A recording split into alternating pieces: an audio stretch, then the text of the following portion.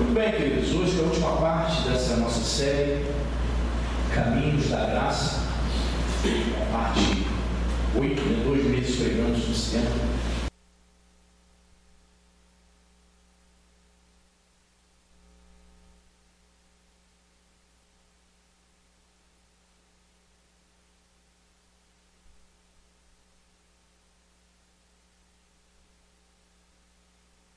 Muito bem, eu gostaria que você abrisse a sua Bíblia na epístola do apóstolo Pedro, esse mesmo Pedro, pescador, que se tornou pescador de almas.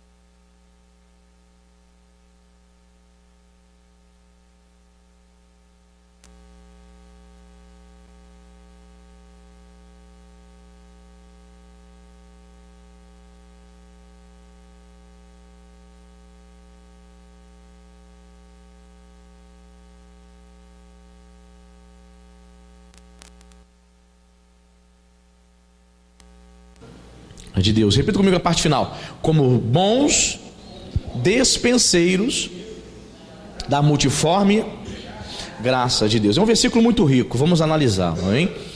Primeiro ele vai dizer, servir uns aos outros, cada um conforme o dom que recebeu.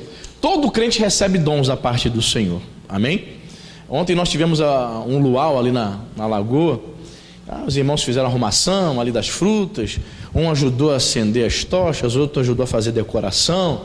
O pastor chega com, eu chego chegando usando o que Deus me deu, que é fazer o louvor, que é pregar a palavra de Deus.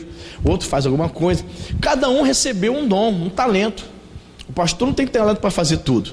Quer ver uma coisa que eu sou péssimo? Já tentei ser, lá em Parque Lafayette não consegui, irmãos. Ser professor de criança, cara, da geração Vida. A irmã Neuza, a mãe do Fábio, ela era responsável na época. Eu falei, tia Neuza, eu quero dar aula para esses adolescentes. Ela, maravilha, vamos colocar na escala aqui. Irmão, domingo à noite, jovenzinhos assim de 11, 12, 13 anos, meu Deus do céu, eles não deixavam eu falar. Eu saí daquela aula com a minha cabeça explodindo, eu tinha que tomar um Doril. Porque eu não, olha, aí eu fiquei pensando, Senhor, tem que ter um dom, tem que ter um talento sobrenatural para controlá-las e ainda para ensinar a palavra de Deus para elas. Então, você é uma privilegiada, você que consegue dar aula para as crianças, ensinar e ainda passar a palavra de Deus para elas. É um dom. E sinceramente, eu não tenho. Minha cabeça saiu de lá explodindo. Eu falei, irmã Neuza, ela que foi bom, foi benção? Estou saindo. Eu estou passando mal, irmã Neuza. Ela, esqueci de dizer que ontem eles eram agitadinhos. Muito. Meu Deus do céu. Falei, Deus do céu, tem que receber uma capacitação sobrenatural, irmão. E eu louvo a Deus pelos irmãos que Deus tem levantado aqui nessa igreja, amém? Louvo a Deus pela sua vida, porque você consegue dar aula para criança, para adolescente, pré-adolescente, juniores. Meu Deus do céu, cada um recebeu um dom. E a Bíblia vai dizer, Pedro vai dizer, se você recebeu um dom, se você é crente, você certamente tem dom. Ele está dizendo, sirva uns aos outros. Todos nós recebemos esse dom, ou algum tipo de dom, e não é para a gente guardar. Não é para a gente dizer, eu tenho um dom de dar aula, eu sei fazer isso e acontecer, eu faço acontecer. Pô, mas você não ministra, você não serve, não usa aquele dom. Quantas pessoas estão sentadas em suas igrejas, sabe tocar algum instrumento, mas ela se estressou com alguém e tal, ela está ali, sentada, não toca, não faz nada, não serve? Dava aula, mas parou. Tinha aquele talento hábil para evangelizar, para fazer visita, para estar nos grupos de visita da igreja, mas ela se estressou com alguém, então ela está sentadinha, não quer fazer mais nada. Gente, nós recebemos talentos para servir uns aos outros, irmãos. Deus te chamou para servir a esse irmão que está do teu lado. Não é para você enterrar talentos. Pastor, mas eu não sei qual é o meu talento. Você já ouviu falar que você precisa orar para descobrir? Também tem isso. Você ora, o Espírito Santo me revela aonde o Senhor quer me usar, em que área. Às vezes a pessoa precisa de um tempo para orar, para receber direcionamento de Deus, para saber aonde Deus quer que ela sirva. É interessante, eu já percebi isso. Às vezes a pessoa dá aula, é professora lá fora, dá aula em escola particular, pública, mas não tem o mínimo talento para dar aula na Geração Vida. Quem já percebeu isso já? Estranho, né? Deus nos chamou, fazer o quê? Ela é excelente, faz com excelência lá fora, mas aqui ela não consegue. Mas existem pessoas que nunca deram aula lá fora, mas quando começa a dar aula na Geração Vida, ela floresce. Sabe o que é isso? Dom que Deus te concedeu, amém, querida? Dom, essa é a capacitação sobrenatural do Espírito Santo. E a ordem para você é servir uns aos outros. E Pedro vai dizer que nós devemos servir uns aos outros com esses dons que nós recebemos. Ele vai dizer como os bons despenseiros. Você sabe o que é um despenseiro? Não? Despenseiro é um administrador, é um mordomo. O termo grego para despenseiro é oikonomos. Oikos, casa, nomos, aquele que administra uma casa. Daí vem a palavra portuguesa economia, né? Por exemplo, o ministro da economia, ele administra a economia de um país, né? Então ele está dizendo, nós devemos servir uns aos outros como bons administradores, como bons mordomos. E você vê nos filmes, né? O mordomo de uma casa, ele não é o dono da casa. Já reparou isso já? O mordomo não é o dono da casa, mas ele tem responsabilidades semelhantes. Ele toma decisões, ele recebe o encargo, ele recebe ali a ordem do dono da casa para tomar atitudes, para realizar coisas. Em alguns momentos ele até parece com o dono, mas ele não é o dono. Alguns mordomos têm a liberdade para definir qual vai ser o cardápio do seu patrão. Alguns mordomos recebem incumbência, o dinheiro para ir fazer as compras, para ir lá comprar. Ou seja, ele age parecendo o seu dono da casa, mas ele não é. Veja o que Pedro está dizendo para a gente. Devemos servir uns aos outros, utilizando-se dos dons que Deus nos concedeu, mas como mordomos. O dom é de Deus, amém? Está emprestado. Em outras palavras, o dom é seu, mas ao mesmo tempo não é seu, é de Deus. O mordomo, você é um mordomo, você administra esse talento. E se você não cuidar desse talento, não desenvolver esse talento, o que acontece? Você perde. A parábola dos talentos já fala sobre isso, né? O camarada que enterrou o talento, ele perde. Toma dele o talento e dá para os que multiplicaram seus talentos. Tem gente que vai enterrando seu talento. Tem gente que cantava muito bem há 15 anos atrás na igreja, pregava, e hoje ela não consegue se levantar por nada. Espiritualmente está muito mal. Ela enterrou. O talento dela foi retirado, digamos assim, espiritualmente falando. Por quê? Porque ela enterrou, porque ela não quis desenvolver. Ela deixou de ser um administrador, deixou de ser um mordomo. Existem pessoas que acham que receberam o dom para a glória dela, para se vangloriar. Eu toco muito, eu canto muito, a minha aula é fantástica. Ela fica orgulhosa, ela se vangloria, fica contando tudo que ela faz ou deixa de fazer na igreja, na obra de Deus. Querido, você não recebeu o dom para você ficar se vangloriando, amém, irmão? Não. O apóstolo Paulo vai dizer que se tivermos que nos gloriar de alguma coisa, devemos nos gloriar na cruz. Amém, igreja? Muito bem, então você é um mordomo. Você não é o dono da casa, você só administra. O pastor não é o dono da igreja, não é o dono das ovelhas. Eu estou apenas apacentando. Eu sou o quê? Um mordomo. Eu chego conversando informalmente com algum pastor, vou dizer assim: as minhas ovelhas estão assim, assim, assadas, as minhas ovelhas estão caminhando bem, as minhas ovelhas. Mas é só forma de falar. As ovelhas não são minhas, as ovelhas são do Senhor. Eu preciso servir ao irmão entendendo que sou apenas um despenseiro, um bom despenseiro, um bom mordomo, um bom administrador. Vamos supor que daqui a alguns anos o bispo chega e fala assim: Anderson, vou te mandar para outro lugar. Tu ficou aí 15, 20 anos em Araruama. Diz tchau pro povo, se despede, arruma tuas malas, porque você vai embora. Não, bispo, eu não quero ir não, porque eu fiz obra na igreja, agora que a igreja está bonitinha, deixa eu aproveitar. Irmão, eu posso até dizer isso para ele, não sei se ele vai aceitar. Posso até dizer, deixa eu ficar lá mais um pouco, gosto tanto de Araruama. Nós temos que entender, querido, que os talentos, os dons que recebemos de Deus é para servir uns aos outros. É para servir aqui, é para servir, sei lá, no Paraná, em Santa Catarina, na África, eu não sei. Como pregador, como pastor, minha vida está nas mãos de Deus. Então eu preciso ter essa consciência. Todos nós crentes precisamos ter essa consciência. Você recebeu o dom para ser mordomo. Aí ele vai dizer, como bons mordomos, como bons despenseiros da multiforme graça de Deus. A palavra multiforme vem do grego poikilos, que significa multifacetado ou variado, ou multicolorido. Por que multicolorido? Porque essa palavra era usada naquele tempo para se referir a carpetes coloridos. Paulo vai usar essa palavra. Olha, a graça de Deus é multiforme, é poikilos, é multifacetada, é variada. Ela se manifesta de várias maneiras. Olha que interessante. De várias formas ela se manifesta. Então cada crente recebe um dom para servir, para edificar o outro. E aí você vai ver a graça de Deus multifacetada, variada, se manifestando na obra, na graça de Deus. Eu me lembro, lá em Parque Lafayette, eu não sei se ainda é assim, Diácono Jorge. Diácono o Zé Carlos ainda tem o hábito de chegar cedo, acender as luzes da igreja. Lembra que ele fazia isso? O Zé Carlos ainda tem esse hábito. Lá ele, o Diácono Zé Carlos. É o Vantuil que faz, né? Eu me lembro, Vantuil, né? Vantuil até hoje faz, caramba. Ele tinha um hábito, Vantuil, na época, não sei hoje, na época que eu estava lá, Vantuil chegava 1 hora antes do culto, né? Ainda tem esse hábito, né? 1 hora antes do culto, ainda tem ainda.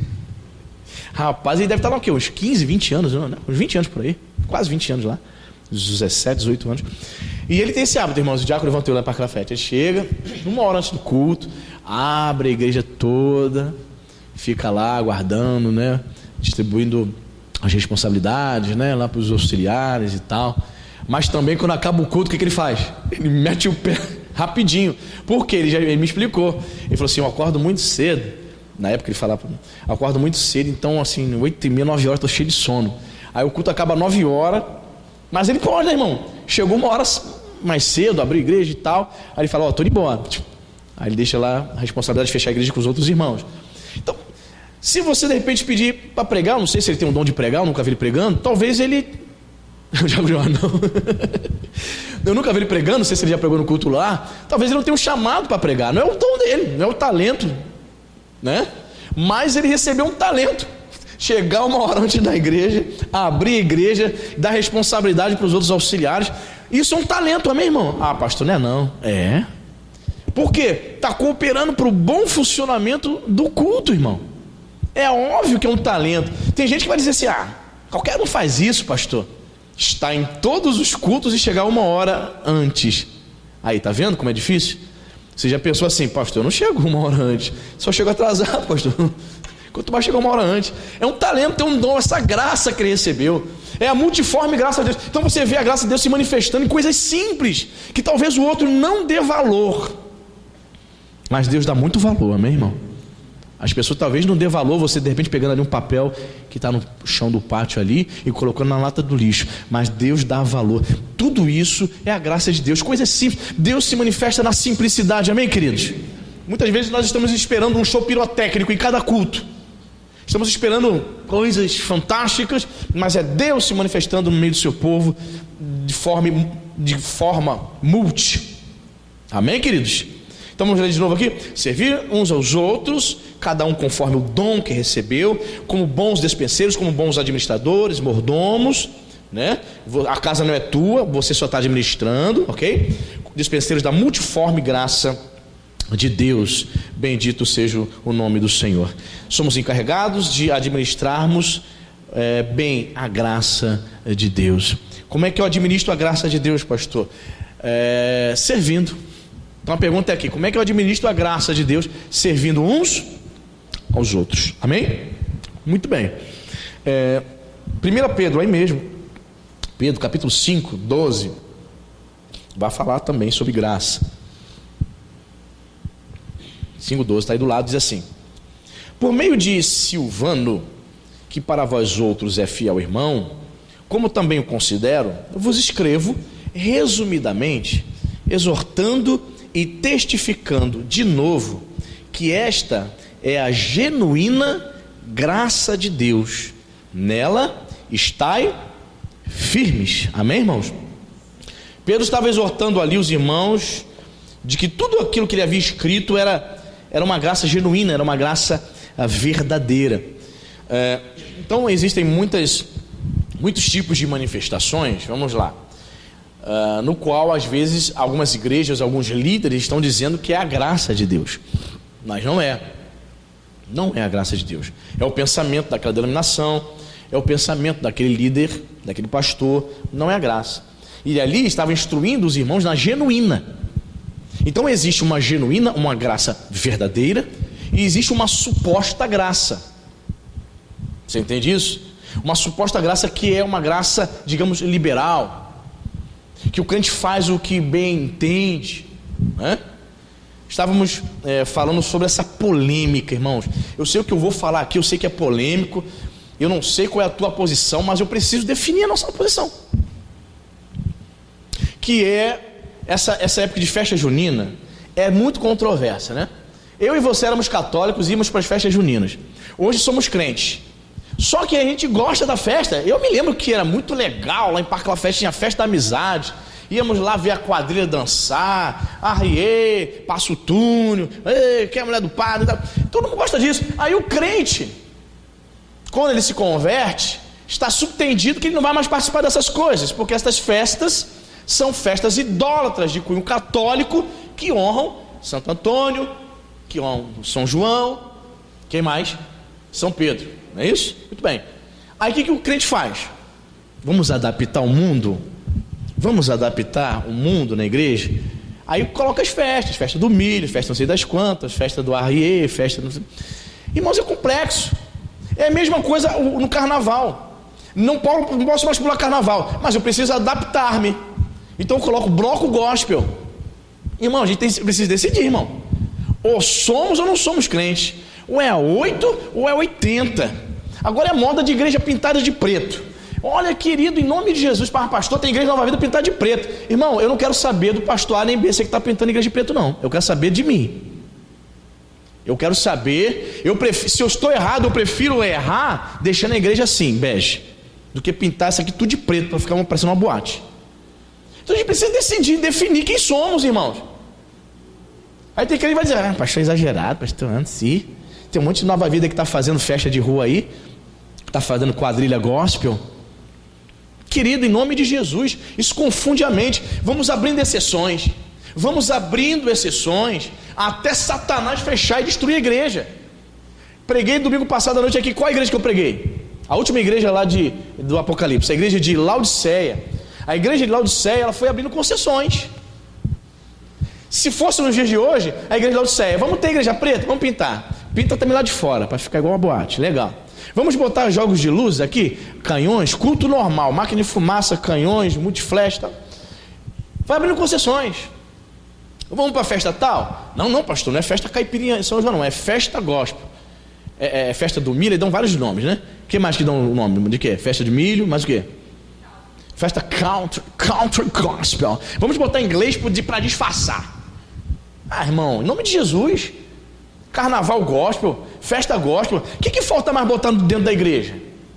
O que está faltando mais para nós adaptarmos as coisas do mundo? Porque estamos com saudades? Estamos com saudades quando pulávamos quadrilha? Estamos com saudades? Vamos então adaptar. Vamos botar. Não, pastor, estou me fazendo de sábio para ganhar o tolo. Eu acho que a igreja de Laodiceia devia estar pensando também, vamos ganhar o mundo, né?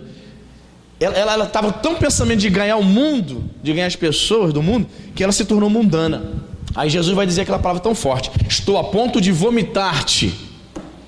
Jesus estava com nojo, porque eu só vomito algo quando algo me faz mal, quando eu estou com nojo. Você entende, querido? Então isso é muito polêmico. Nós temos que ser a igreja simples, pura, não seguir esses modismos, não seguir, como disse o André Valadão. Por que pintou a tua igreja de preto, André Valadão? Estamos seguindo as tendências. Que tendência? Bíblica. Paulo me diz para pintar as igrejas de preto para atrair jovem? É isso? Paulo me diz para mim fazer festas. Eu fico tentando imaginar a igreja de Roma, Paulo escrevendo para a igreja de Roma. Vamos fazer um exercício mental, vamos lá. Imagine Paulo dizendo assim: cuidado, igreja de Roma, porque tem uma festa aí em honra ao deus Dionísio, o deus do vinho, e os crentes aí também estão fazendo também uma festa semelhante. Eles não participam mais da festa em honra ao deus Baco, ao Dionísio, mas estão fazendo algo semelhante. Não é isso que estão fazendo? Se você for para a internet, você vai encontrar bar gospel. Quem já viu isso já? Bar gospel. Cerveja sem álcool para os crentes. Ah, irmão, a Bíblia diz: foge da aparência do mal, querido. Isso é saudade da cerveja. Não vou tomar sem álcool, geladinho, espumando, mas está sem álcool, é de Deus, tá? Você entende? São crentes, como disse Jesus, coando o mosquito, engolindo um camelo. Ou somos ou não somos, irmãos. Pastor, mas eu conheço a igreja Nova Vida está fazendo. Irmão, eu não sei. Eu vou prestar contas do meu ministério. Se pastor A, B ou C está fazendo, eles vão prestar contas com Deus. Se está pintando a igreja de preto, se está botando mundanismo dentro da igreja, eles vão prestar contas com Deus. Só sei que eu, como pastor, recebo uma direção de Deus. E eu não vou concordar com um negócio desse, irmão. Não vou concordar com uma tragédia dessa. Você entende agora porque muitos crentes dentro da igreja estão com pensamento de suicídio? Fica num ambiente preto, fica direto. Num ambiente tudo pintado de preto. Ambiente de trevas, irmão. Satanismo, templo satânico? Que isso? Aí vão alegar, não é por causa da iluminação, por causa da filmagem, tá bom. Tá bom. Eu acredito, tá bom. É complicado, irmão. Devemos tomar muito cuidado. Existe uma graça genuína, Pedro está dizendo aqui. E diz aqui, ó, de novo, que esta é a genuína graça de Deus. Nela estais firmes. Pedro está dizendo que nós precisamos estar firmes, irmãos. Tem crente, meu Deus do céu, caramba, nunca está firme, sempre está se arrastando, sempre fraco, sempre desanimado, irmão. É óbvio que você vai ficar sempre desanimado, é óbvio que você vai ficar sempre fraco, porque você ignora a palavra de Deus, porque você ignora a oração.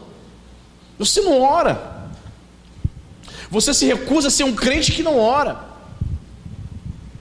você se recusa a ser um crente que não está se dedicando a Deus. Isso, além do mais, quer fazer a obra de Deus. Como, irmão? Como você vai fazer a obra de Deus se você não busca? Irmãos, nesses 27 anos de crente, querido, eu vi muita gente caindo pelo meio do caminho. O diabo fazendo assim, ó, destruindo com facilidade. Eu vi pessoas dentro da igreja, junto comigo, serviu ser comigo, manifestar endemoniada, porque deu brecha para o diabo. Jovem, que era do grupo jovem comigo, virando gay. Você entende? Um monte de gente se apostatando da fé, se desviando. Por quê? Porque não se firmou na graça de Deus. Ignorou os princípios básicos da fé, que é palavra de Deus e oração. O cara não ora, não lê a Bíblia. Então a mente dele não está saturada com a palavra de Deus, não está alimentada. Desde garoto eu aprendi essa lição, e tem dado certo, porque é Bíblia, é princípio bíblico e espiritual. Eu aprendi o seguinte, e Jesus vai falar isso, né? Que nós devemos nos alimentar. Jesus disse: a minha comida é a minha bebida, minha comida é fazer a vontade do Pai, meu alimento é fazer a obra de Deus. Jesus sempre estava fazendo a obra de Deus, por isso que ele conseguiu ir para a cruz, ele suportou a vergonha da cruz, a dor da cruz, porque ele era sustentado pelo Pai. Então, se você não faz a vontade de Deus, se você não faz a obra de Deus, se você não exercita a fé, é óbvio que você não vai suportar, irmão. Infelizmente, mais dias ou menos dia, eu infelizmente posso ver você se afastando dos caminhos do Senhor, porque você está ignorando esse princípio bíblico aqui, de se firmar na genuína graça de Deus. Amém, irmão? Se firma, esteja firmado. Já falei isso para você, repito. Existem crentes que eu olho assim e eu fico a pensar: será que eu vou ver esse crente, essa irmã, no próximo domingo aqui buscando a Deus? Por que eu fico a pensar? Porque eu vejo Satanás se andando com ela de uma forma assim espetacular. Existem crentes aqui nesta igreja que eu olho e fico a me perguntar: será que eu vou ver esse irmão no próximo domingo? Porque eu estou vendo ali Satanás se andando com ele. Eu estou vendo Satanás minando a fé dele. E o máximo que nós podemos fazer? Pregar a palavra de Deus, orar pela pessoa, mas a pessoa também precisa fazer a parte dela, querido. Você não vê firmeza. Existem outros crentes que você já vislumbra, pô, esse aqui vai crescer. Olha, esse aqui vai dar fruto. Olha, esse aqui está crescendo, esse aqui está abençoando vidas, está edificando, está servindo uns aos outros. Você vê futuro diácono, caramba, futura diaconisa. Por quê? Porque a pessoa está firmada nessa graça genuína que Pedro está falando. Mas outras pessoas, a pessoa fica contigo ali 5, 7, 8 anos, mas você não vê crescimento nenhum. A maior frustração para mim como pastor é isso: acompanhar a vida da pessoa 6, 7, 8 anos aqui, olhar para ela e não ver que ela cresceu nada, que ela não deu fruto nenhum. É a maior tristeza que pode haver para um pastor, irmão. Eu penso também que isso entristece o Espírito Santo, porque a pessoa está ouvindo a palavra, a mesma palavra que o irmão B, o irmão A está ouvindo, o irmão B está ouvindo. Aí tu vê o irmão A estagnado e o irmão B florescendo. O que está errado? É a palavra que está sendo ministrada que está errada? Não. É o irmão A que não está colocando em prática. A que compararei, disse Jesus, ao homem que ouve a palavra e não pratica? Como aquele homem que coloca os seus fundamentos numa casa, fundamentos onde? Na areia. Vai afundar, vai cair. Você entende isso, irmão? Então devemos nos firmar, querido. Procure se firmar na palavra de Deus. Procure acreditar, viver isso. E você só vai vivenciar, experimentar isso se você meditar na palavra diariamente. Na palavra, todo dia. Acordou de manhã, tomou café, pega na Bíblia. Ah, pastor, tem que ir para o trabalho, acorda mais cedo, vai ler a Bíblia. Se alimenta espiritualmente antes de qualquer coisa. Você vai ver diferença na tua vida. Começa a dedicar 15, 20 minutinhos todos os dias de oração e leitura da palavra. Você não tem hábito nenhum. Pois bem, comece com 15, 20 minutinhos para você ver a diferença. Daqui a pouco você vai aumentar, 30 minutos. Daqui a pouco você vai precisar acordar um pouco mais cedo, né? Algumas pessoas têm dificuldade à noite, já está cansado, tem que acordar, dormir cedo para acordar cedo. Então faça isso. Tenha hábito, tenha vida com Deus. Amém? 2 Pedro, virando a página aí. 2 Pedro 3,18. Um versículo muito conhecido da gente também. Ele vai dizer assim, ó, 2 Pedro 3,18. Antes, crescei na graça e no conhecimento de nosso Senhor e Salvador Jesus Cristo. A Ele seja a glória, tanto agora como no dia eterno. Aí, mais uma vez aqui, ó. Crescer fala sobre progredir, né, irmão? A palavra no termo grego lá significa isso: crescer, progredir em. Então vamos lá. Certo teólogo escreveu o seguinte: ele disse o seguinte: crescer na graça consiste em semelhança maior com Jesus. Olha o que esse teólogo está dizendo a respeito desse versículo. Crescer na graça significa ser mais parecido com Jesus. É aquilo, você precisa fazer uma análise da sua vida diariamente. Observe seu comportamento. Seu comportamento é semelhante ao de Jesus na Bíblia, das Escrituras? Não? Então você reconhece que precisa mudar muitas coisas, não é isso? Existem alguns crentes que pecam, que fazem algumas coisas, tem alguns comportamentos não muito legais. Aí ele vai dizer assim, quando ele é confrontado, ele vai dizer assim: ah, Jesus fez isso porque ele era Jesus, né, irmão? Você já viu pessoas falando isso? Ele está tentando o quê? Escapar do confronto. Está tentando dizer: não, essa palavra não é para mim não. Eu quero dizer para você, meu irmão, que as escrituras são para todos os crentes, amém? Ah não, Jesus fez isso porque ele era Deus. Não, Jesus era Deus homem. Ele fez porque ele era cheio do Espírito Santo. Talvez você não consiga fazer porque não seja cheio. Como eu costumo dizer aqui, 2 tipos de crentes eu vejo na igreja: o crente que tem o Espírito Santo e o crente que é cheio do Espírito Santo. Tem diferença desses 2 crentes, pastor? Tem. Com certeza. Crescer na graça significa ser mais parecido com Jesus.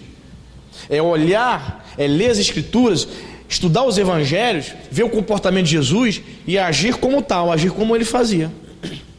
Exercendo misericórdia, fazendo a vontade de Deus, liberando perdão, perdoando as pessoas. Ok?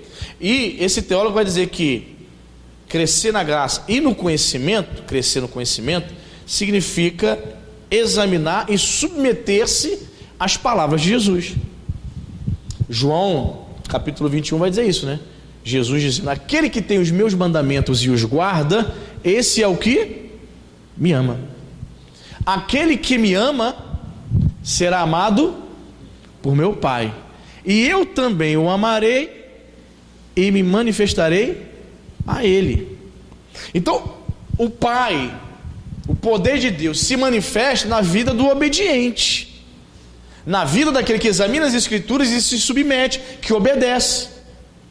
O que você mais vê são os crentes com as suas próprias leis.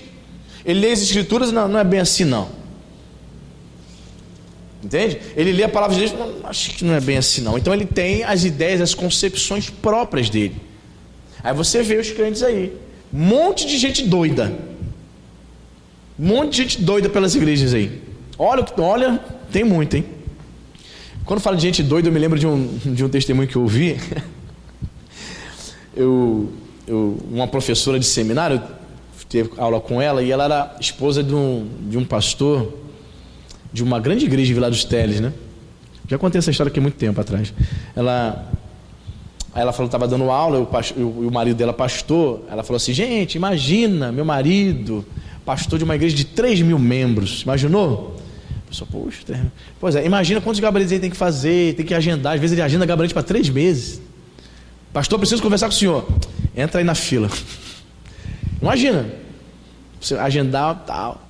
Então, muitas coisas meu marido, ela falando, muitas coisas meu marido teve que lidar com pessoas com problemas emocionais, espirituais, gente doida até. Ela falou que um dia ele estava no gabinete, aí um diácono bateu a porta. Pastor, posso falar com o senhor?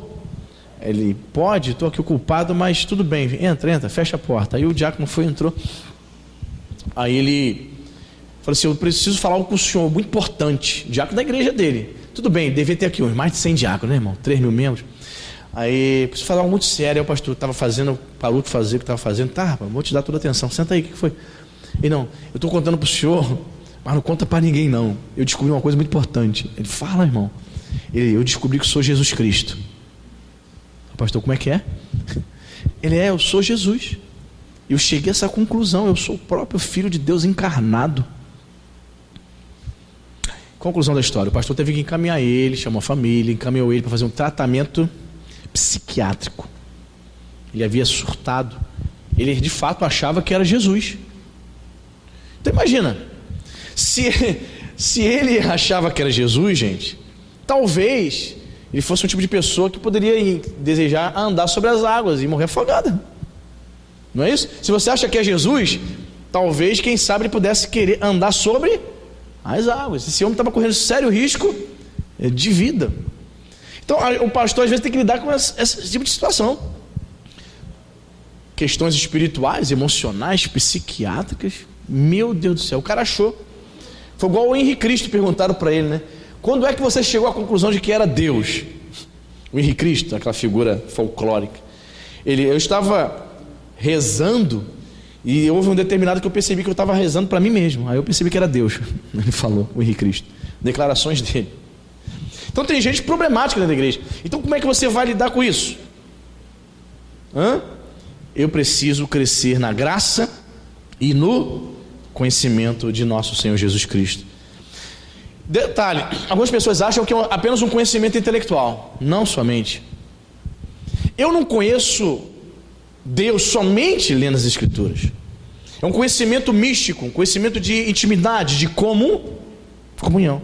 O que tem de gente teóloga, formada, doutora em teologia, já leu a Bíblia várias vezes de capa a capa, mas com um coração perverso, um coração ateísta até. Então a gente tem que tomar muito cuidado, né? Fulano é teólogo, então ele sabe tudo, é uma pessoa obediente. Nem sempre. Pelo contrário, às vezes você vai ver pessoas teólogas super orgulhosas. Meu Deus do céu. Poço, insuportável. Vejo isso muito nas redes sociais. Os camaradas que estudaram mais um pouquinho, principalmente os irmãos reformados da teologia calvinista.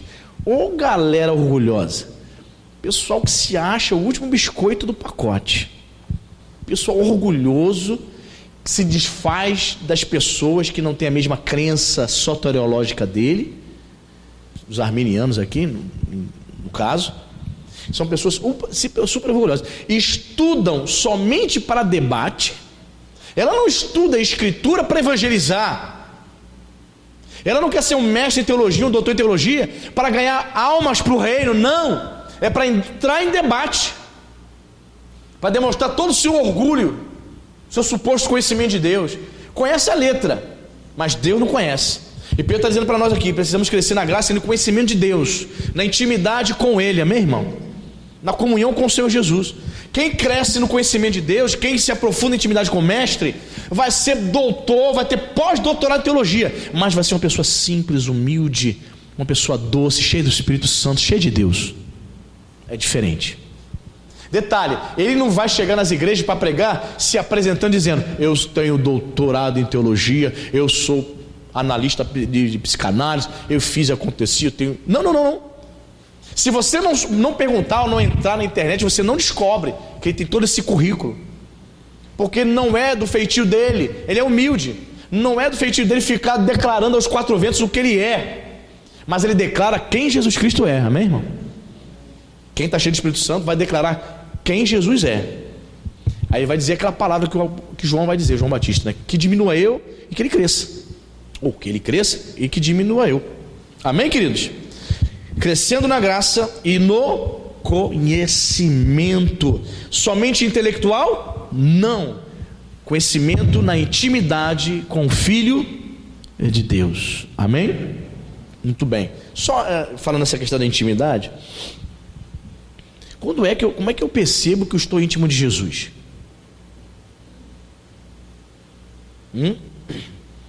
É só você fazer uma análise. Existem pessoas que você convive com ela, mas você não tem intimidade com ela. O que eu percebo? Existem pessoas que você lida com ela todos os dias. Por exemplo, aqui na igreja existem pessoas aqui que eu converso com todo mundo, mas eu posso dizer que sou íntimo seu? Não. Eu não sei o que tu faz na tua casa, eu não sei como é o teu diálogo com o teu esposo, com a tua esposa, eu não sei como você trata seu filho, sua filha na sua casa. Então eu posso dizer que nosso relacionamento é muito mais aqui nessas 2-3 horas de culto aqui. Eu posso dizer que eu sou íntimo? Talvez um problema que você viva, você vai se abrir comigo, conta toda a sua intimidade. Mas caso contrário, o que eu sei é por alto que você me conta, mais de 24 horas por dia ali da sua vida, eu não sei. Assim também há pessoas em relação a Jesus. Elas servem ao Senhor, mas o conhecimento dela, a intimidade dela com o Senhor é limitado, é superficial. Porque quem é íntimo conhece todos os detalhes.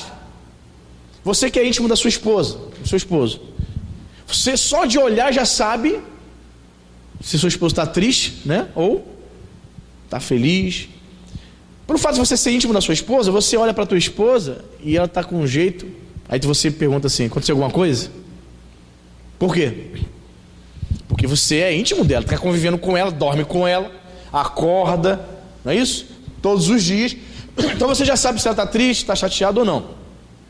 Demonstrando o quê? Que você conhece, sabe se ela está bem, se ela está mal, se ela está feliz. Você lembra quando você ia na casa de uma amiga da sua mãe, a sua mãe te levava, você criança, adolescente? Aí você fazia alguma arte ou alguma coisa, ou falava alguma coisa, se intrometia na conversa de adulto. Antigamente as pessoas respeitavam isso, né? Hoje as crianças já... Tem criança que já senta já e começa a conversar junto com o adulto. Isso é ridículo, né? Mas no nosso tempo, a nossa mãe levava a gente, e se a gente abrisse a boca para falar alguma coisa, a nossa mãe só no olhar, meu amigo, a gente já sabia que a gente ia tomar uma coça quando a gente ia chegar em casa. Por que a nossa mãe, ou nós, só o olhar da nossa mãe já sabia? Ela dava aquela olhada assim, ó. Não falava nada, mas tu já sabia que ia chegar em casa e ia tomar uma coça. Porque você era íntimo da tua mãe, então só no olhar tu já sabia. Não precisava falar: ó, quando chegar em casa tu vai apanhar, vai tomar uma coça. Só de olhar. Eu penso que existe também esse tipo de crente, aquele crente que conhece o Senhor, mas não é íntimo. E as escrituras revelam isso, sim ou não? 12 apóstolos. Dos 12, 3 que eram íntimos: Pedro, Tiago, João. Talvez, ao pensarmos assim, pô, eu acho que Jesus deveria fazer, pastor, acepção, não é possível. Por que será que Jesus não chamava os outros 9? Era sempre Pedro, Tiago e João. Pedro, Tiago e João no barquinho, no mar da Galileia. Por quê? Por que era sempre ele? O que será que Jesus observava no círculo dos 12? Porque fazer parte dos 12 já era um privilégio. Não era um privilégio? Mas por que Jesus só chamava Pedro, Tiago e João? É claro, irmãos, que Jesus observava em Pedro, Tiago e João uma maior proximidade. Jesus estava junto com os 12, mas quem é que se aproximava mais de Jesus? Pedro, Tiago e João. Jesus, eu penso, que dava liberdade para os 12. Mas será que Judas Iscariote estava afim de bater mais um papo, mais tempo com Jesus, de comer mais com Jesus, ficar mais tempo com Jesus? Será que Tomé estava afim? Tanto é que quando Jesus ressuscita e Jesus aparece após a ressurreição para os discípulos, Tomé não está presente. Não é isso? Aí Jesus aparece pela segunda vez, aí ele está presente. Por que será que ele não estava presente? Ele fazia parte dos 12, mas ele não era íntimo. Você está entendendo porque Jesus sempre chamava Pedro, Tiago e João? Então é assim, irmãos, Jesus permite que todos nós nos aproximemos dele, mas há crentes que vão se aproximar e outros não vão. Veio orar terça-feira. Tem crente que nunca veio orar terça-feira aqui nessa igreja. Mas a igreja não está aberta para todo mundo, mas ele nunca veio. Você entende? Vem quinta-feira, mesmo que você chegar atrasado do seu trabalho, venha ouvir a palavra de Deus, ainda que chegue depois do louvor, venha ouvir. Ele prefere ir para casa, ver novela. É discípulo também, mas a nossa vida reflete as nossas escolhas. O que você está escolhendo fazer? O que você está preferindo fazer? Entende? Fizemos ontem o luau lá na... O luau era para os jovens, mas muitos adultos foram. Acho que tinha mais adulto que jovem. Eu não chamei, mas foram. Por quê? Porque queriam mais de Deus, queriam buscar mais o Senhor. Domingo de noite, estamos lá quase 11 horas da noite. Poderia todo mundo estar em casa se preparando para o culto do domingo de manhã, não é isso? Descansando. Mas resolveram. Estão o quê? Querendo mais. Existem aqueles que não querem mais. Pedro, Tiago e João demonstraram uma maior proximidade, demonstraram desejar conhecer mais ao Senhor, ter mais intimidade com Ele. Então é por isso que você vê diferença na vida dos crentes. Não era para acontecer, né?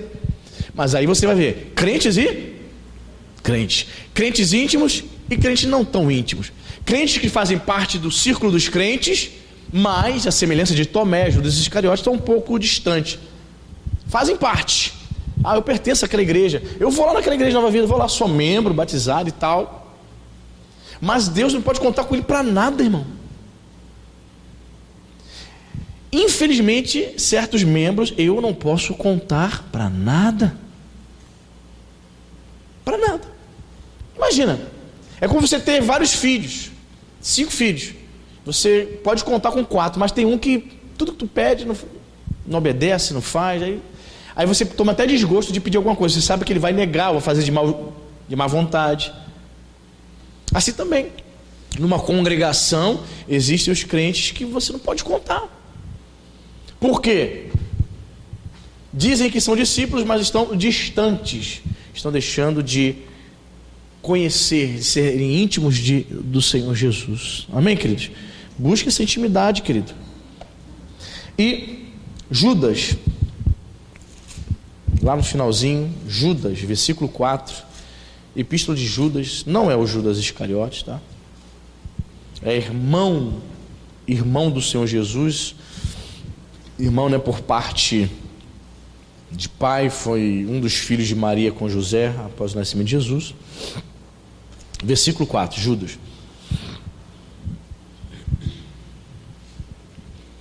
Diz a palavra de Deus: pois certos indivíduos se introduziram com dissimulação, os quais desde muito foram antecipadamente pronunciados para esta condenação. Homens ímpios que transformam em libertinagem a graça de nosso Deus e negam o nosso único soberano e Senhor, Jesus Cristo. Olha só, homens ímpios que transformam em, repita comigo, libertinagem. Transformam em libertinagem, a versão corrigida diz dissolução, né? Libertinagem, a graça do nosso Senhor. O que é libertinagem? Libertinagem é a permissão para pecar. A graça de Deus, irmãos, Judas está dizendo aqui, a graça de Deus não é permissão para você pecar. Ah, eu vivo na graça, vou encher o pote, vou tomar meu vinho mesmo, pastor, o senhor não vai mandar na minha vida. Eu vou tomar meu champanhe, meu espumante no ano novo, quero que você se exploda, né? A graça não pode ser transformada em libertinagem. Estes homens ímpios que se introduziram na igreja transformaram a graça de Deus em liberdade, liberação para pecar.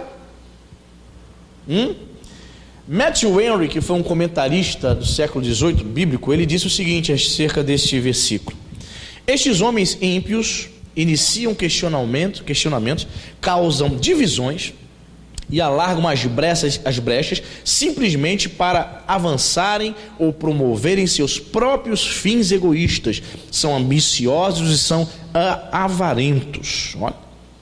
Homens que iniciam questionamentos para dividir a igreja. Causam divisões, não concordam com nada, estão na igreja. Irmão, quando aparece pessoa assim aqui na igreja, com esse pensamento diabólico, fica aí no meio aqui do pátio aqui, pegando pessoa, pegando irmão, em off, no bastidor, um por um. Tinha uma aqui que estava fazendo isso aqui. Fica pegando um em um e me detonando, causando divisão. Eu peço a Deus, Senhor, leva.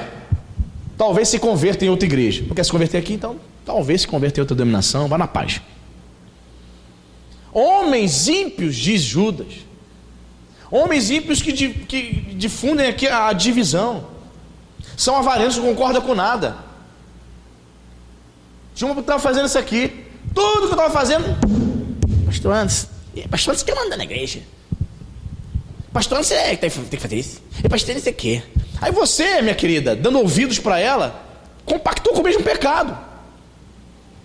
Você que deu ouvido, meu querido, e não falou nada, e não cortou, você pecou junto com ela, dando todas as brechas para Satanás te arrastar também, permitindo ela, deixando a boca do diabo sendo usada pelo diabo, e aquela seta no teu coração. É verdade, pastor Anderson é um ditador, é o Bolsonaro de Havaí, é verdade. Pastor Anderson é centralizador. Se eu não pastorear a igreja, se eu não cuidar da igreja, Deus vai cobrar de mim. O Senhor que me levantou para cuidar da igreja, eu vou deixar o lobo detonar a igreja, causar divisão? Não. O pastor, ele precisa perceber quem é o lobo disfarçado de ovelha. Isso é função minha. Aí eu estou sabendo que está acontecendo coisa, eu vou ficar com medo. Não posso desagradar não, senão eu vou perder o dizimista. É ruim, hein? Tchau. Vai com Deus, como diz a canção da Roberta Milava. Vai com Deus. Pelo amor de Deus. Pessoas que querem causar divisão, transformar a graça de Deus em libertinagem. Qual é a moral? Qual é a moral que a pessoa chega? Qual é o aval? O que faz ela chegar e ficar detonando o pastor? Em off ali no pátio. O que faz ela fazer isso e não se sentir mal por isso? Ela não estava se sentindo mal com isso.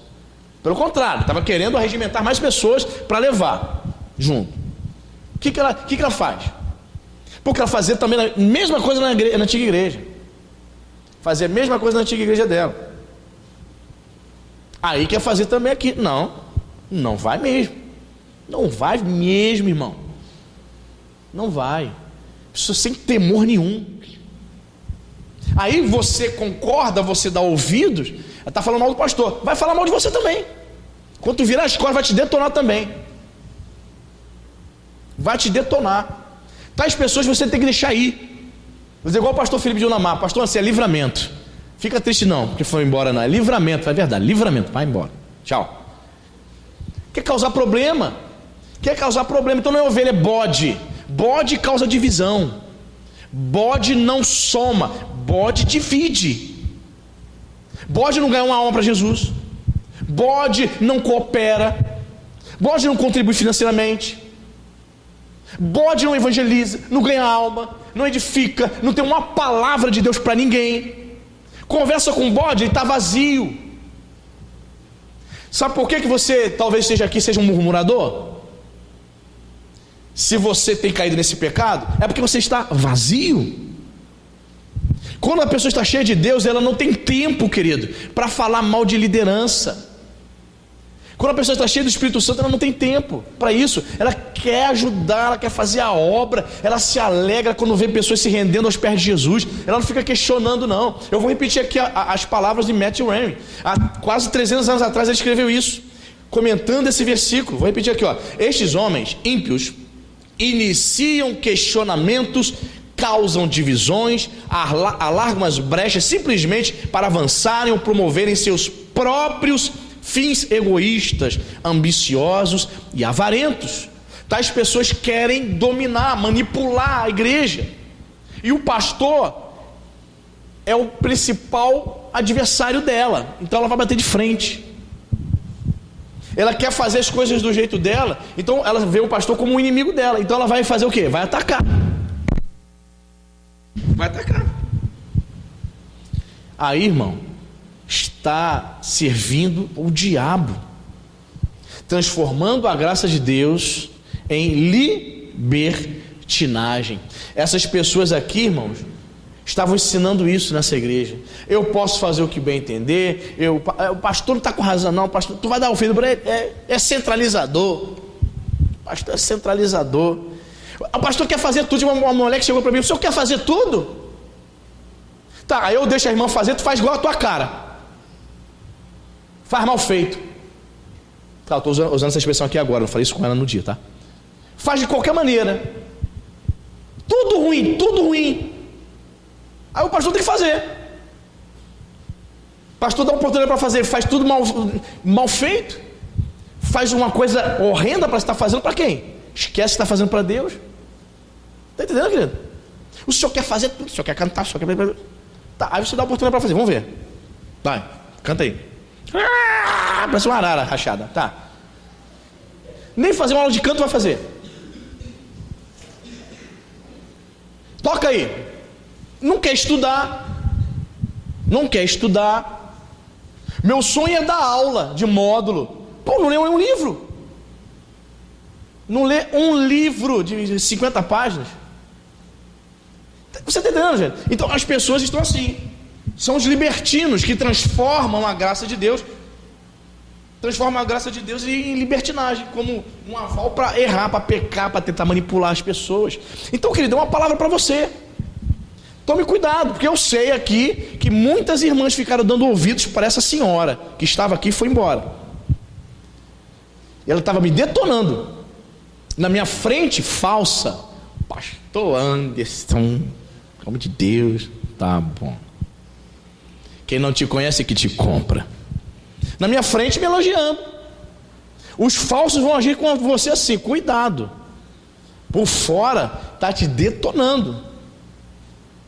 Entende? O Senhor é maravilhoso. Normalmente é assim: elogio na frente e por trás detonando. Por trás chamando algumas pessoas e me detonando. Porque eu sei que você deu ouvidos para ela. Só não foi junto com não sei porquê. Cuidado. Muito cuidado. Talvez ainda esteja até te aliciando ainda. Quem sabe no Zap ainda manter contato. E aí, vem para cá ou não vem?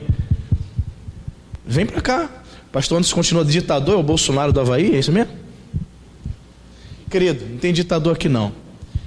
O que tem é disciplina. O que tem é levar o povo de Deus a ser um povo obediente, fazer as coisas de Deus com excelência. Não é para fazer as coisas de Deus com bagunça. Deus não é moleque. Deus não é, sabe, nosso serviçal para fazermos as coisas de qualquer maneira. Não vai fazer. Para Deus é o melhor. Pergunta o Guará: chato pra caramba com ele. Não sou chato contigo? Tu tá botando as coisas aqui? Foi Guará, tá torto aqui. Guará, aqui, Guará. Me perdoe a minha exigência, mas não é para o pastor Anderson, é para Deus. Aqui. Falta só aquele negocinho ali, ó, aquele fio tá aparecendo ali. Tira. É para Deus, irmão. O Bispo Miguel diz que a igreja é o reflexo do pastor. Se você chegar aqui e ver a igreja toda destruída, pastor Anderson relaxado pra caramba, né? As pessoas não vão dizer que foi a irmã Rita que deixou a igreja assim. As pessoas vão dizer, o pastor Anderson é um cara relaxado. Veja como está a igreja, né? O Bispo Miguel falou assim: se o Bispo Miguel vier aqui, fique atento. A primeira coisa que ele vai reparar é se tem teia de aranha pendurada. E ele diz, o Bispo Miguel falou, o Bispo Miguel diz, se tiver teia de aranha, é um reflexo de que esse pastor é muito relaxado. Você entende, irmão? A minha casa não pode ter teia. Por que a casa de Deus pode ter teia, irmão? A minha casa, a tua casa, você deixa cheirosinha. Por que a casa de Deus vai ficar um lixo, irmão? Você está entendendo? Então, por que o Senhor tem honrado esse ministério, essa obra? Por conta desse zelo. Então chega pessoas aqui para querer detonar, não quer contribuir, mas quer dividir. São os libertinos de Judas 4. Então a gente vai o quê? Ter zelo, né? A gente vai cuidar da obra de Deus. A irmã Dani se batizou domingo passado. Está caminhando, iniciando na caminhada. Mais do que nunca, principalmente aos novos convertidos, vamos cuidar, vou zelar. Se eu souber que tem alguém chegando para contaminar a mente dela, eu vou te chamar. Porque você está sendo usado pelo diabo para impedir que uma alma continue caminhando, servindo ao Senhor de todo o coração, com alegria como ela está. Aí vem uma pessoa insatisfeita, toda insatisfeita, vazia, porque os insatisfeitos são vazios. Os insatisfeitos são pessoas vazias, não têm o Espírito Santo de Deus, são religiosos. Aí ele vem, não está feliz com Jesus, porque não conhece Jesus. O que ele quer fazer? Ele quer destruir a felicidade do outro. Ele quer que o outro também seja infeliz como ele. Usado pelo diabo. Então fique atenta, minha irmã. Você ainda leva para sua casa pessoas assim? Ah, meu irmão, minha irmã, cuidado. Você está muito distante. Tais pessoas, eu já tenho que tirar do zap. Já desbloqueia ali, exclui do WhatsApp. Exclua. Porque não te faz bem. Quer te destruir espiritualmente, quer bloquear o teu crescimento, querido. São os libertinos. Eles estavam pedindo licença para pecar, permissão para pecar. Transformaram a libertinagem, a graça do nosso Deus. E o pior de tudo, a parte final do versículo diz o seguinte: transformam a graça de Deus, né, a libertinagem da graça de Deus, e negam o nosso único, soberano e Senhor Jesus Cristo. Essas pessoas não estavam negando simplesmente com declarações, elas estavam negando com seu comportamento. Muitos crentes negam o Senhor com seu comportamento. Ela diz uma coisa, o discurso é um, mas o comportamento dela é outro. Era assim que as pessoas negavam e continuam negando ao Senhor. Não precisa negar como Pedro. Te conheço, você é um dos discípulos. Não é assim não que ele está dizendo. Essa negação aqui é com comportamento, com estilo de vida. Amém, queridos? E propositalmente, para fechar essa série, eu quero fechar lendo um versículo que fala sobre graça, lá no Antigo Testamento, Isaías 60, versículo 10. Isaías capítulo 60. A gente praticamente trabalhou esses meses aí todos só com o Novo Testamento. E fechando essa série com o versículo do Antigo Testamento, Isaías 60, versículo 10. Amém?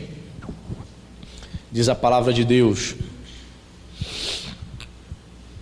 estrangeiros edificarão os teus muros, e os seus reis te servirão, porque no meu furor te castiguei, mas na minha graça, outras versões dizem benignidade, né?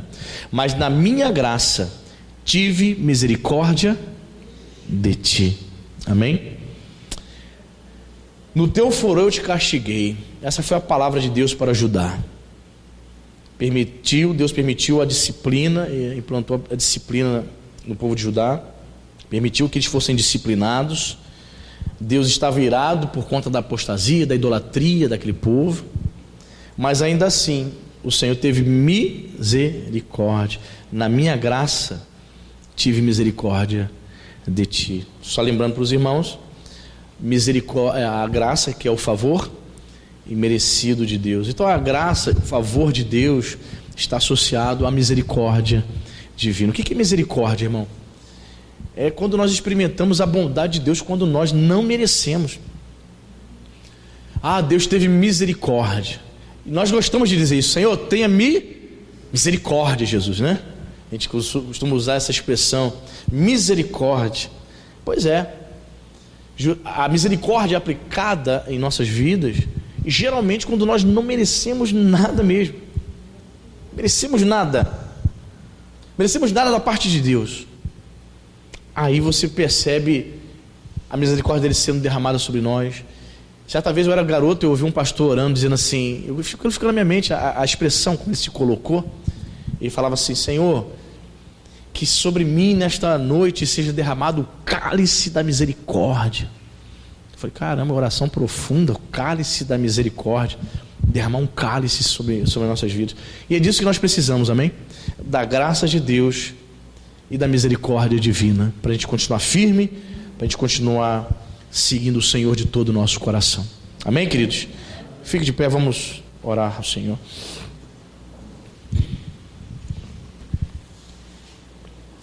Amém. Meu Deus, em nome de Jesus, muito obrigado, Senhor, pela tua misericórdia, por essa graça maravilhosa. Pai, nós não queremos seguir aqueles que transformaram essa graça em libertinagem. Nós não queremos seguir aqueles, Pai, que transformaram essa graça em licença para pecar. Meu Deus, em nome de Jesus, nós não queremos distorcer essa graça.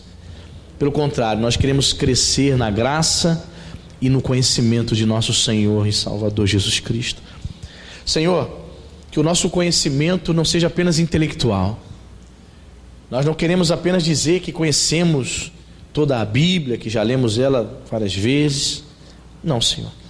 Que o nosso conhecimento seja muito mais em Te conhecer na intimidade, em conhecer e perceber a Tua vontade para a nossa vida, nos aprofundar, Senhor, nessa comunhão. Senhor, nenhum outro discípulo, senão João, teve a liberdade, a intimidade, Senhor, para encostar a sua cabeça no peito do Senhor. Senhor, para fazer isso tem que demonstrar muita intimidade, muita proximidade. Colocar a cabeça, um homem colocar a cabeça no peito de outro homem, tem que demonstrar ter muita intimidade. Senhor, queremos nos aproximar dessa maneira. Nós não queremos, assim, a semelhança dos demais discípulos, meu Pai, dizer que fazia parte do círculo dos 12, mas muitos estavam distantes. Somente Pedro, Tiago e João. Somente eles estiveram com o Senhor lá no Monte da Transfiguração. Queridos, eles viram tantas coisas que os outros tinham oportunidade também de ver, mas estavam cuidando de outras coisas, estavam cuidando das suas vidas. Somente quem se aproxima do Mestre, quem demonstra esse desejo de ter um maior conhecimento, intimidade com Ele, vai ver coisas grandiosas, vai ver a manifestação da sua glória, vai poder perceber a vontade do Senhor, vai ouvir a voz do Espírito Santo com muito mais clareza, porque tem intimidade com Ele. Querido, que você possa dizer isso nessa manhã: Jesus, eu quero Te conhecer, eu quero crescer, eu quero progredir, eu quero avançar nessa graça, nesse conhecimento, nessa intimidade, meu Deus. Tira do meu coração todo o impedimento, a preguiça, Senhor, a letargia espiritual. Senhor, muitos cristãos, meu Pai, têm preguiça, Senhor, para buscar a Ti, estão desanimados, mas que nessa manhã o Senhor nos traga novo ânimo. Que nesta manhã, em nome de Jesus, aqueles que estavam dormindo sejam despertados, Pai, para buscar o Senhor. Aleluia. Sim, Pai, a Tua palavra é verdadeira. Existe uma graça verdadeira, existe uma graça genuína. O apóstolo Pedro disse que nós devemos estar firmados nela. Deus não te chamou para ficar vacilando. Deus não te chamou para viver uma vida espiritual fracassada. O Senhor te chamou para viver de glória em glória, recebendo graça sobre graça, em nome de Jesus. Sim, meu Pai, queremos refletir a Tua glória, em nome de Jesus Cristo. Queremos, meu Pai, servir uns aos outros. Sim, meu Pai, recebemos dons, habilidades, talentos, mas muitas vezes preocupados com a nossa própria vida, estamos enterrando esses dons. Meu Pai, é tão claro, nós lemos aqui, Senhor, servir uns aos outros com o dom que recebeu. Senhor, nos ajuda. Dons, habilidades que aos olhos de outros irmãos parecem coisas simples, as pessoas não dão valor, mas eu sei que o Senhor dá valor, Pai. O Senhor nos deu dons. Que esta igreja, que a igreja Nova Vida de Araruama, meu Pai, possa ser uma igreja, meu Pai, repleta de crentes, que edifica, que serve uns aos outros, com esses dons que o Senhor nos deu. Ah, Senhor, que nós possamos ver a multiforme graça de Deus aqui no nosso meio, que nós possamos ver em nome de Jesus essa variedade de dons, aquilo que eu não sei fazer, Senhor, aquele dom que eu não recebi, que eu possa ver no meu irmão que está do meu lado, Pai, em nome de Jesus. Aqueles talentos, meu Senhor, que jamais, meu Pai, recebi em todos esses anos de crente, que eu possa ver, meu Pai, sendo distribuído, Senhor, na vida dos meus irmãos, que Ele possa te servir, que Ele possa edificar, meu Pai, a vida do próximo. Sim, meu Pai, que Ele possa, em nome de Jesus, crescer, ser instrumento do Senhor, Pai, que nós possamos ser bons despenseiros dessa multiforme graça, mordomos. Sim, Pai, a casa não é nossa, somos apenas Teus mordomos, apenas servos, Pai. Só queremos, meu Pai, em nome de Jesus, exercer esses dons que pertencem ao Senhor, na verdade. O Senhor nos concede para servir, não para nós retermos, não para nós guardarmos, não para nós nos vangloriarmos, não, Senhor, mas que os dons que o Senhor tem nos dado sejam para abençoar, meu Pai, o próximo. Senhor, que todos os nossos dons sejam, Senhor, para a edificação dessa igreja, que a Tua graça e a Tua misericórdia esteja sobre nós, que nós possamos ter a compreensão verdadeira da graça. Nós não queremos abusar da graça, nós não queremos distorcer a graça, mas queremos crescer, queremos progredir em nome de Jesus nessa graça, meu Pai. Abençoe Teu povo de maneira rica e abundante, Pai. Nos dê um domingo abençoado, Pai, domingo cheio da Tua graça, do Teu Espírito Santo. Pai, abençoa este culto logo mais, meu Deus, que o Senhor possa estar trazendo o Bispo Vonês em paz e segurança. Venha guardar ele de todo mal, de toda intercorrência, de acidentes, que ele possa chegar aqui, Senhor, bem, e possa, Pai, ser instrumento do Senhor para abençoar este povo, para abençoar essa igreja. Pai, que seja uma noite onde os nossos corações venham se alegrar sobremaneira. Sim, Pai, eu oro, meu Deus, por esses irmãos que estarão convidando seus familiares, meu Pai, que estarão convidando seus amigos. Sim, que o Espírito do Senhor faça uma grande obra, Pai, que muitos visitantes possam estar aqui nesse lugar logo mais. Nos abençoe, nós somos gratos por todas as coisas, leva-nos em paz e segurança, em nome de Jesus. Que a igreja diga amém, diga graças a Deus, amém.